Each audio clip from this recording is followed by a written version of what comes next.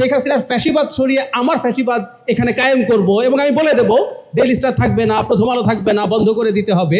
এটার জন্য আমরা আসলে শেখ হাসিনার বিরুদ্ধে লড়াই করিনি। প্রথম আলো ডেইলি স্টারের ওপরে যখন নানা সময় নানা রকম হামলা হয়েছে এবং আমরা খেয়াল করেছি হয়তো দীর্ঘদিন থেকে যে চমস্কিরা বলেছেন না, কনসেন্ট ম্যানুফ্যাকচার করা, মানে এই যে হামলাটা হবে, আগুন লাগানো হবে, এটা কিন্তু কনসেন্ট ম্যানুফ্যাকচার করা হচ্ছিল ওভার দ্য মান্থস আর ওভার দ্য ইয়ার্স। আমাদের অনেকের চোখে পড়ার কথা, বিভিন্ন জায়গা থেকে এই চেষ্টাটা হয়েছে।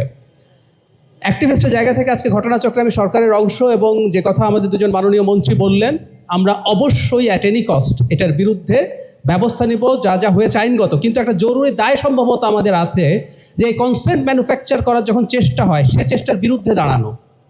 আমরা খেয়াল করি যে কোনো পত্রিকা, সেটা তার নিজস্ব ইডিওলজিক্যাল স্ট্যান্সও থাকতে পারে, যদি সেটা থাকেও থাকে তার সমালোচনা হতে পারে, তার বিরুদ্ধে নিয়মতান্ত্রিক যে কোনো প্রতিবাদ হতে পারে, আমরা এই পর্যন্ত রাজি আছি।